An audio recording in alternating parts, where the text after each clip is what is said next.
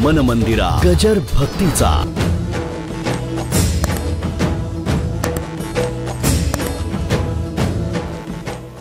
असं सांगितलंय की इतर पहिल्यांदा व्यासाने सांगितलं, मग परीक्षितीला राजाला सांगण्याकरता शुक महामुनीमध्ये आले. पण ही जी रासक्रीडा आहे, रास पंचाध्यायी आहे, तिचं वर्णन प्रत्यक्ष भगवंतानी केलंय.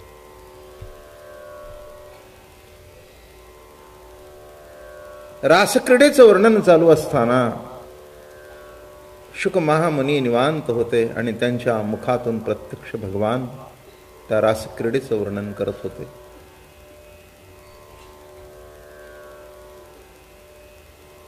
एक दृष्टांत गौण आहे, अत्यंत गौण आहे, पण देतो. दोन पती पत्नीचं मिलन आहे. म्हटलं तर गौण आहे, म्हटलं तर नाही, जशी तुमची दृष्टी असेल तसं. पती पत्नीचं मिलन आहे. त्या मिलनातली कथा तिसरा कसा वर्णन करणार, मुलगा असला तरी?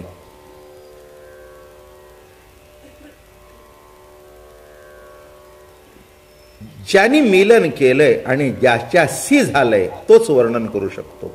म्हणून रासक्रीडा भगवान सांगतायत. मुद्दा कळला का? पती पत्नीच्या जीवनामध्ये आपला मुलगा त्याच्या इतकं जवळचं कोणीच नाही.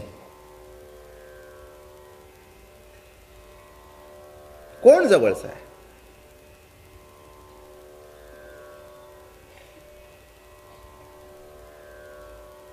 ज्या देहाचं ज्ञान पतीला असतं त्या उघड्या अंगावरच ती त्या बाळाला सुद्धा खेळवते. त्याचा स्पर्श त्या बाळाला सुद्धा झालेला आहे. त्यालाही छातीला धरते, त्यालाही पाप घेते. त्याचा अधर सुद्धा रस त्या बाळाच्या मुखामध्ये मुख घालून ती चाकत असते. तरी पण या ऐक्याची अवस्था आहे, जी रास आहे, तिचं वर्णन तो मुलगा कसं करू शकणार? शुक महामुनी जरी असले तरी शुक महामुनी म्हणाले, मी तिथे गप्प बसलो आणि माझ्या मुखातून जे बाहेर पडलं ते प्रत्यक्ष कृष्णच बोलत आहे. म्हणून ऐकताना एक विशिष्ट लेवलने ऐका बरं का. एखादे शब्द जरी आपले लौकिक दृष्टिकोनातून ज्यांना आपण गौण मानतो, जी कृती गौण मानली जाते, असे जरी शब्द आले तरी ऐकताना आपण तशा ऐकू नये, त्या विशिष्ट भूमिकेहून जावं. आपण लक्षात घ्यावं की आपण कृष्ण लीला ऐकतोय. पण रासक्रीडा ही त्याच्यातला पंचप्राण आहेत. जीव निर्माण होण्याकरता त्याच्यामध्ये पंचप्राण परमात्मा फुकतो. तसं रास लीलेतून पंचप्राण फुकले आणि भक्तीची अलौकिक रास या त्रिभुवनामध्ये प्रगट झाली. हे मुद्दे लक्षात घेतल्यानंतर तुम्हाला त्या रासेचं महत्व, त्याचा आनंद लुटता येईल. त्या रासेकरता, ते भोगण्याकरता एक जिज्ञासा, एक आस, एक तळमळ लागते. काही काही गोष्टी तळमळीशिवाय घडतच नाहीत, हेही लिहून ठेवा. तळमळी चित्त दर्शनाची आशा, बहु जगदीशा करुणा केली. तळमळी चित्त दर्शनाची आशा, बहु जगदीशा करुणा केली. जेव्हा माणसाला ज्ञानाची भूक लागते तेव्हा त्याला जिज्ञासा म्हणावं. ज्ञानाची भूक असते. हे जाणून घ्यावं, हे वाचावं, हे कळावं, याचं ज्ञान मला व्हावं. त्याला जिज्ञासू म्हणावं. त्याला असं वाटतं प्रत्येक गोष्ट आपण समजून घ्यावी. समजावं, या माणसामध्ये एक ज्ञानाची भूक आहे. सामान्यातल्या सामान्य गोष्टी सुद्धा गेला तर तो जाणून घेईल. का साध्यातली साधी गोष्ट असू दे, पण त्याच्याकरता तसं ते उच्चतम ज्ञान आहे. त्याची भूक लागणं, जाणून घेण्याचं, त्याला जिज्ञासा म्हणतात. म्हणून अर्थार्थार्थी आणि जिज्ञासू हा भक्त म्हटलाय आणि ज्ञानी शेवटचा भक्त म्हटला. काय विषयाची जिज्ञासा निराळी,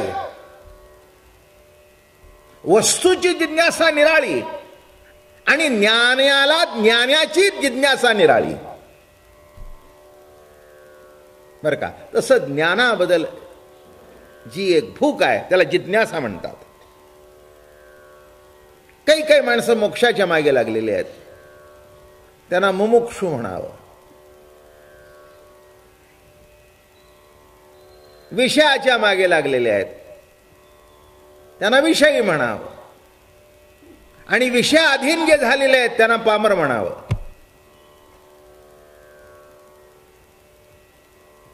बरं का? आपण काही पामर नाही आहे, आपण विषयी आहोत, हे मान्य करायला पाहिजे, नाही का? विषयी आहोत. आपल्याला घरी गेल्यानंतर भात भाजी आमटी तोंडाला लागतेच, नाही लागत? काय विषय म्हणजे काही वाईट बिटे असं गरीब धरायचं काही कारण नाही आहे. हे बघा, विषय आपल्या ताब्यात ठेवून भोगणं आणि विषयाच्या अधीन जाणं हा भाग निराळा. मी म्हणेन एक व्यक्ती आपल्या पत्नी बरोबर एकनिष्ठ आयुष्यभर राहिली, मी म्हणेन तो त्यागी आहे. त्यागी आहे.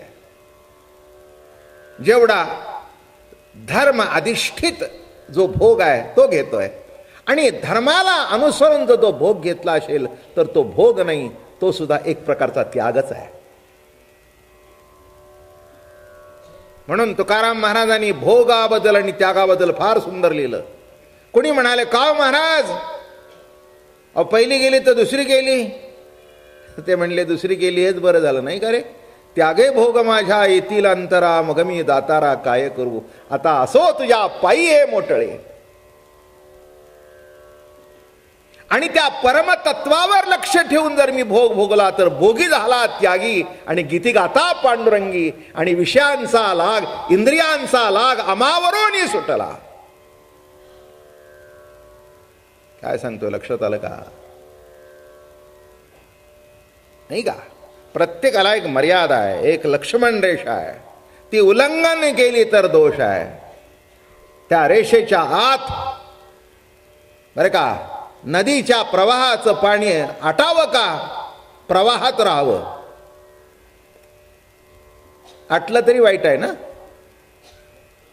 काय उन्हाळ्यामध्ये नदी नाले आटतात, बायकांना 2-2 किलोमीटर जावं लागतं, नाही तर गव्हर्नमेंटला प्रत्येक गावाला टँकरची व्यवस्था करावी लागते.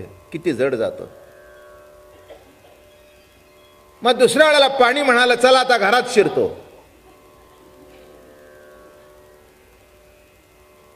मग पाणी घरात शिरून जमणार नाही, पाणी आटून जमणार नाही. फक्त पाण्याने आपला काठ सोडू नये. 2 काठामधून नदी वाहावी. त्या काठावर असलेली संत वाहते कृष्णामाई, नाही का? मोठं प्रख्यात भावगीत आहे गदी माडगुळकरांचं. संत वाहते कृष्णामाई, संत चाललेली आहे बरं का. आजूबाजूच्या लोकांची सुखदुःखाचं ग्रहण करत चाललेली आहे. कोणी नदी काठावर जुन्या काळामध्ये नळ नव्हते, पूजेची भांडी धुवायला यायचा, कुणी खरकटी भांडी धुवायला यायचा. कुणी कसा जरी आला तरी ती गंगामाई त्याला पावन करत होते. पोखीत तिरीचे पादप समुद्रा जाय, आप गंगेचे फेडीत पाप ताप. किती सुंदर लिहितात ज्ञानोबा. फेडीत पाप ताप, पोखीत तिरीचे पादप समुद्रा जाय, आप गंगेचे जैसे. आणि ती प्रवाहित असणं हे मोठं भाग्य आहे. काठ सोडून जाऊन देऊ नका. काठात राहणारी वाहणारी नदी आम्हाला पाहिजेच आहे. तसं 2 काठ सोडून काम जाऊन देऊ नका. काठ सोडून जाऊ नका आणि कोणाच्या पदरात अडकू नका. हे काठ आहेत, काठ सोडून जाऊन देऊ नको. कामानी, श्रवण इंद्रियानी, रसना इंद्रियानी, प्रत्येक प्रत्येकाला काठ आहे, प्रत्येकाला मर्यादा आहे. मर्यादा उल्लंघन केल्यानंतर शीन वाटणीला आलाच म्हणून समजावं. बरे का, तुम्हाला प्रत्येकानं माझ्याबद्दल अत्यंत आपुलकी, अत्यंत जवळीक आहे. पण उद्या सगळेच म्हटले इतक्या दिवस आम्ही येतोय, उद्यापासून आम्ही इथेच बसणार. मी म्हणेन तिथे बसण्यापेक्षा इथेच बसा, मी खाली बसतो. माझं बोलणं कळलं का? हा, म्हणजे कोणत्याही गोष्टी चांगले जरी असले तरी मर्यादा आहे. क्षमा करा, कोणावर टीका वगैरे असं काही नाही आहे. आता माणसं येतात, माझ्या पाया पडतात, चांगली गोष्ट आहे, तसं काही वाईट नाही आहे. पण काही काही इतके वेळ पाय धरून ठेवतात, काही काही तर डोकं असं घासतात की मी अतिशोक्ती करत नाही आहे, माझ्या पायाची आग होऊ लागते. बर, सोड म्हणता येत नाही आणि धर म्हणता येत नाही. आता याला भक्तिभाव म्हणू, याला प्रेम म्हणू, का माझी अडचण म्हणू, काय म्हणू? हाताने रेटलं तर माणसं म्हणतील एवढा माणूस श्रद्धेने पाय पडतोय आणि बाबा महाराज प्रवचन करतात. अरे हो, प्रवचन करतात म्हणून माझे पाय चामड्याचेच आहेत, ते काही दगडाचे नाही आहेत. नीट लक्षात ठेवा मी कशा करता म्हटलं की चांगली कृती जरी असली तिला सुद्धा मर्यादा आहे.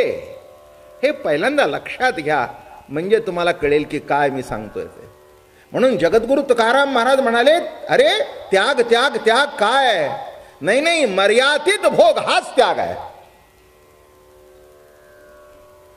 म्हणून भोगाची लीला नाही, काम विजय लीला आहे.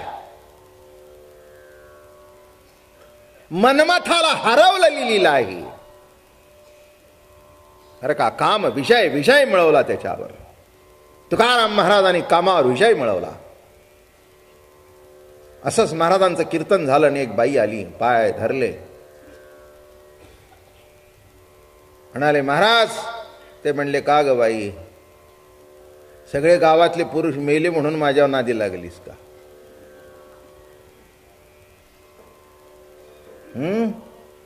अजून तुला कळलं नाही का? कीर्तन ऐकलं नाहीस का माझं? पराविया नारी रुक्मिणी माते समान.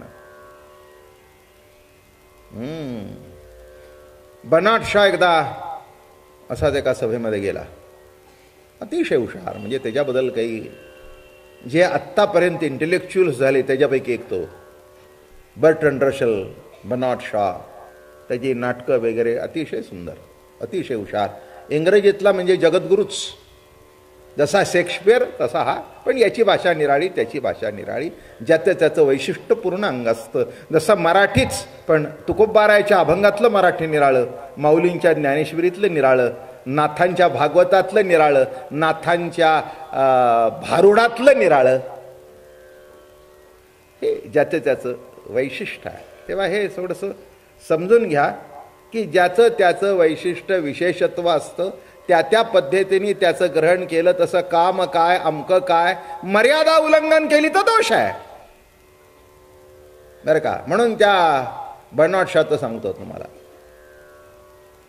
एक अत्यंत रूपगर्विता, अगदी म्हणा ना मिस युनिव्हर्स,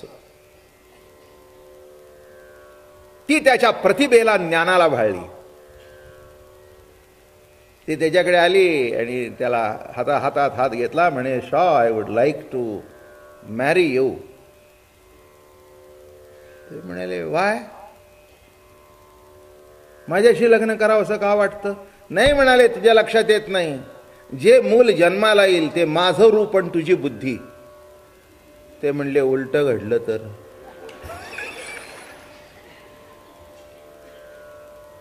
माझ्या आई उलट घडलं तर काय होईल? त्यापेक्षा आहे ते नीट लक्षात घ्या. तसं ही मर्यादा,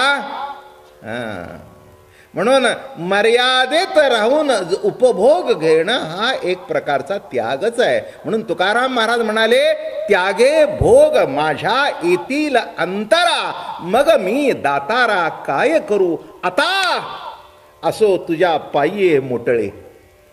हे पंचमहाभूताचं मोठळं तुझ्या चरणावर असू दे. या तत्वज्ञानावर हे सगळी संत वावरत असताना याच्यातून अर्थ काढताना अनर्थ होऊन देऊ नये आणि समजून घेणाऱ्याने सुद्धा त्याच पद्धतीने समजून घ्यावं. म्हणून मी अत्यंत जाणीवपूर्वक पण अत्यंत भावनेने तुमच्या पुढे विषय मांडतोय. म्हणून म्हटलं मी की मोक्षाकरता तृषित आहे, कारण पुढे सरकायचं आहे, तो मुमुक्षु आहे.